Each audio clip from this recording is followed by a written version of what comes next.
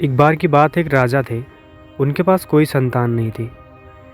तो उन्हें इस बात की हमेशा चिंता सताती रहती थी कि हमारे ना रहने के बाद इस राज्य का अगला राजा कौन होगा।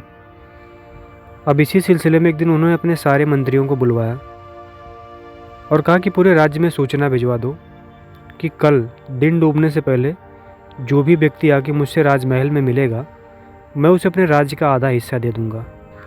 अब राजा की ऐसी बातों को सुनकर सारे मंत्री आपत्ति जताने लगते हैं।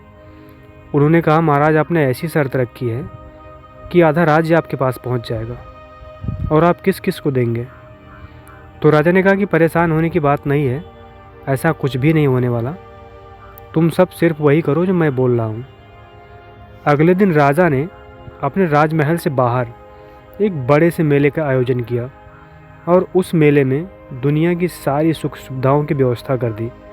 वहाँ खाने की चीज़ें थीं, वहाँ नाच गाने की व्यवस्था थी, वहाँ सर्कस था, मदारी था, मदिरा थी। हर सुख सुविधा, हर तरह की चीज़ों की व्यवस्था कर दी। अब राज्य के जितने भी लोग आते, सारे लोगों को उस मेले से होकर गुजर के राजा के राजमहल तक जाना था। अब जो भी आता उस मेले में वो अपने मन पसंद चीज़ों में फंसता हुआ चला जाता। कोई नाच गाने का शौकीन था तो नाच गाना देखने लगा, कोई खाने पीने का शौकीन था तो खाना पीना खाने लगा, कोई जुआ तो कोई शराब में फंस के रह गया। एकदम शाम हो चली थी और लगभग सूरज भी ढलने वाला था। राजा को बड़ी चिंता होने लगी क्योंकि उसके पास अब तक कोई आदमी नहीं पहुंचा। राजा सोचने लगा कि क्या मेरे राज्य में कोई ऐसा व्यक्ति नहीं है जो इन सारे प्रलोभन से दूर होकर मेरे पास आ सके। राजा उदास मन से बैठा था कि तभी उसके बीच दरबारियों को धक्का देते हुए एक लड़का पहुंचा और राजा के सामने खड़ा होकर बोला, महाराज, मैं आपके सामने उपस्थित हूँ। अब आप मुझे अपने राज्य का आधा हिस्सा दीजिए।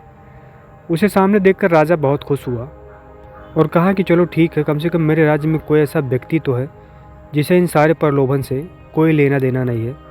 राजा ने कहा कि तुम आधे नहीं बल्कि पूरे राज्य के हकदार हो और आज से तुम इस राज्य के नए राजा हो।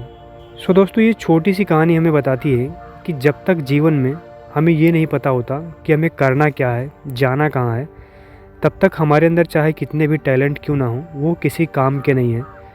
इसलिए ज़िंदगी में आगे बढ़ना है तो अपना एक लक्ष्य फिक्स करो, अपना एक गोल तय करो और उसी के लिए जीवन में काम करो। इधर उधर भटकने से सिर्फ़ और सिर्फ आपकी ऊर्जा का क्षय होगा और कुछ नहीं।